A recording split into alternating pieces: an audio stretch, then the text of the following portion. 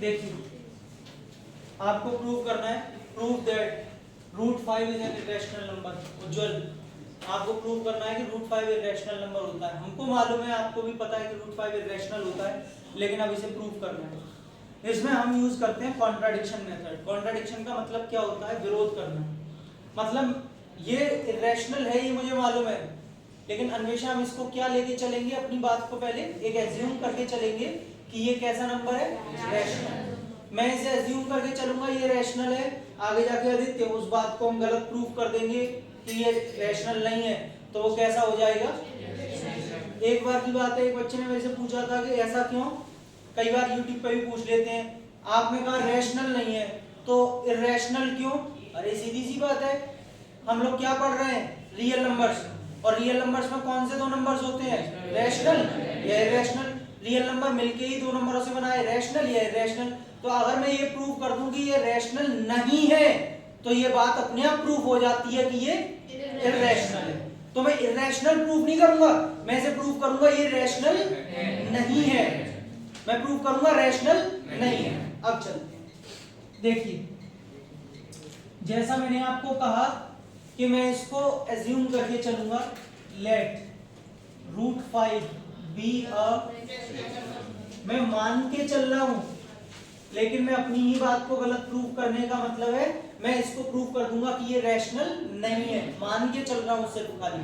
ठीक है, सब बच्चों को पता है कि आपने 9th में भी पढ़ा है, फर्स्ट चैप्टर में रैशनल नंबर्स की definition, they are in the form of a upon b। अगर मैंने इसे रैशनल नंबर माना है तो √5 इज इक्वल टू, जहां पर a and b are coprimes. अब जो बच्चे प्रेजेंट नहीं थे वो शांति से और ध्यान से सुन लें, कोप्राइम्स क्या होते हैं, जो थे वो भी सुन लीजिए।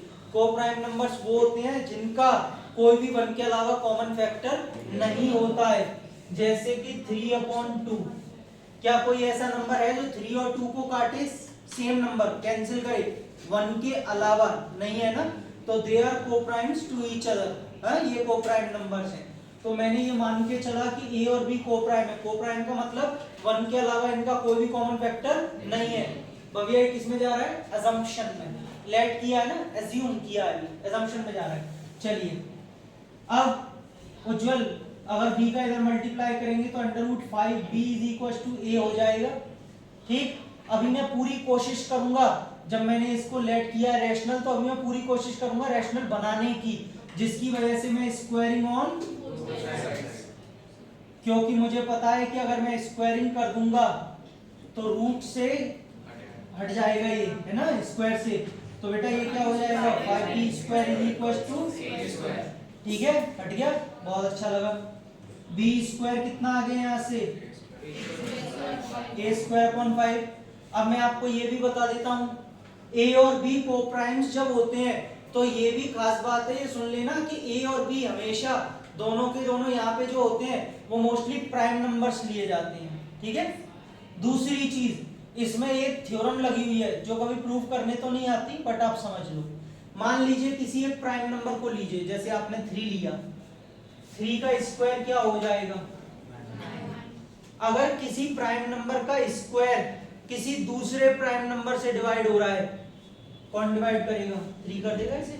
किसी दूसरे प्राइम नंबर से डिवाइड हो रहा है तो ये पक्की बात है कि वो जो नंबर होगा ना, नंबर, वो भी इस नंबर से डिवाइड हो जाएगा। हो जाएगा कि नहीं हो जाएगा?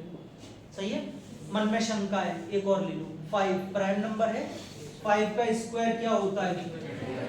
अगर किसी नंबर का स्क्वायर किसी दूसरे प्राइम नंबर से डिवाइड हो रहा है, 5 प्राइम डिवाइड हो रहा है, तो ये पक्की बात है कि ये नंबर भी इस नंबर से डिवाइड होगा।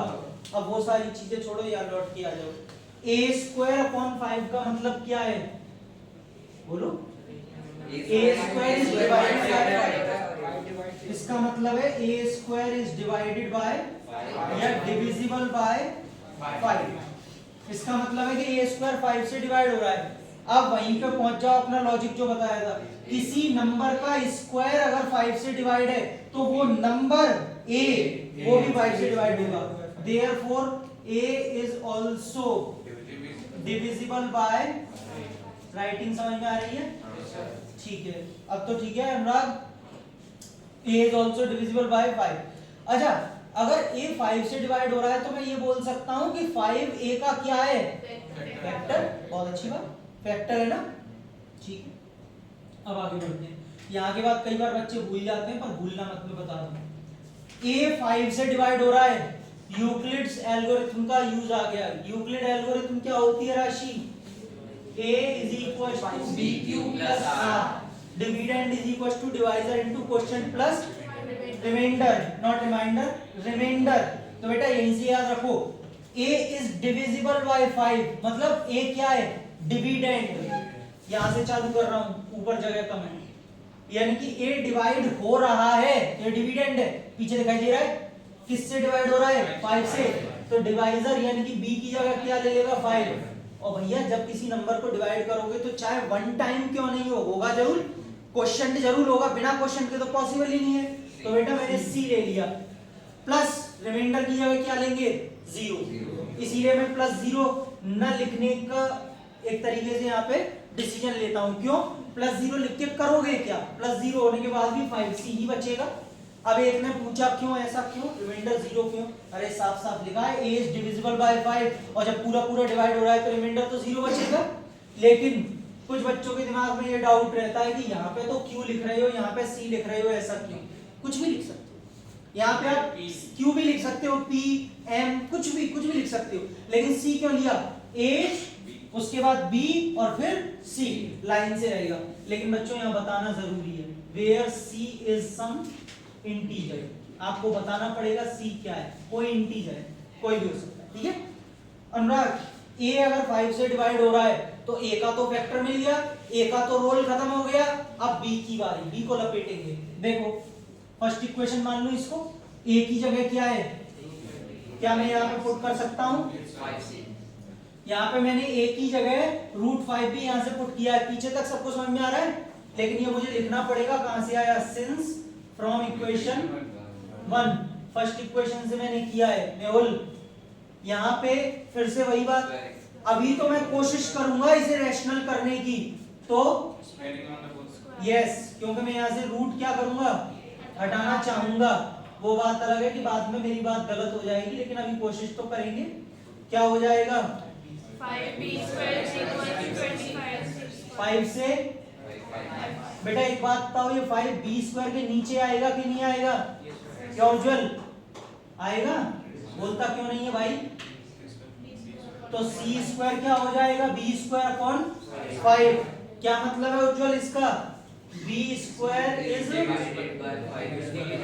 डिविजिबल बाय 5, और अगर b² 5 से डिवाइड हो रहा है, therefore b is also divided by 5 या divisible by 5, कुछ भी लिख लीजिए। तो b जो है वो भी 5 से डिवाइड हो रहा है, ये क्या हो गया, नहीं इधर देखो, उधर कुछ नहीं हुआ अरे उधर कुछ नहीं हुआ, इधर हो गया। a 5 से, मैंने जस्ट बोला ये क्या हो गया, सब पीछे मुड़ के देख रहा हूं उसकी तरफ। a 5 से डिवाइड हो गया, b 5 से डिवाइड हो गया, तो यहाँ तो a और b का कॉमन फैक्टर मिल गया, कौन, 5। जबकि a और b यहाँ पे मैंने कैसे लिए थे, कोप्राइम्स, मतलब कोई भी कॉमन फैक्टर, लेकिन यहाँ मिल रहा है, इसका मतलब मेरी ऊपर की ये बात, मेरा assumption क्या था कि ये रैशनल है, और ये बात गलत है, इसका मतलब ये कैसा है, इसके बाद बेटा 4 लाइनें और लिखानी है, पहले नोट कर लो, फिर 4 लाइनें और जो है मैं लिखाता हूँ। लैंग्वेज है पूरी, वो आपको लिख के आनी पड़ेगी। हाँ भाई देखें जरा जी, आगे की देखिए, जो 4 लाइंस आपको 4 स्टेटमेंट इसमें लिखने हैं वो लिखेंगे आप, लिखिए। Thus A and B have a common factor, कौन सा, as 5। इसका मतलब A और B के भैया कॉमन फैक्टर है, कौन सा, 5। बट लेकिन अगर ऐसा है, बट दिस कॉन्ट्राडिक्ट्स, भैया ये तो कॉन्ट्राडिक्ट करता है किसको, this contradicts the fact that A and B are coprimes. बहुत बढ़िया, लेकिन ये उस फैक्ट को कॉन्ट्राडिक्ट करता है, विरोध करता है, जो हमने माना था, क्या माना था कि A और B कोप्राइम्स है। ये तो उसको विरोध कर रहा है, मना कर रहा है, खंडन कर रहा है, उस बात को गलत प्रूव कर रहा है। हाँ? नहीं नहीं, हिंदी में बोलते हैं, खंडन बोलते हैं, डिनाय, सुना है, रिफ्यूज करना। ओ इधर देख, तेरे से ज्यादा इंग्लिश मालूम है, इधर देख। ठीक है, ये उस फैक्ट को कॉन्ट्राडिक्ट कर रहा है, गलत प्रूव कर रहा है कि ए और बी को प्राइम्स हैं, कोशियन। सो आवर assumption इज, इसका मतलब भाई अगर ये गलत प्रूव हो गया कि ए और बी को प्राइम्स है, इसका मतलब हमारा assumption क्या हो गया? और अगर हमारा assumption गलत है, हमारा assumption ये था कि ये रैशनल है, वो बात गलत है। Hence root 5 not it is, root 5 is an irrational number। सब में it is लगा देते हैं। वो कहते हैं इंग्लिश वाले जो स्पोकन सिखाते हैं, कुछ नहीं आए तो गेट लगा दो, गेट गेट, हर चीज में it is गेट। सही है, root 5 is an, हो गया प्रूफ, बात खत्म हो गई।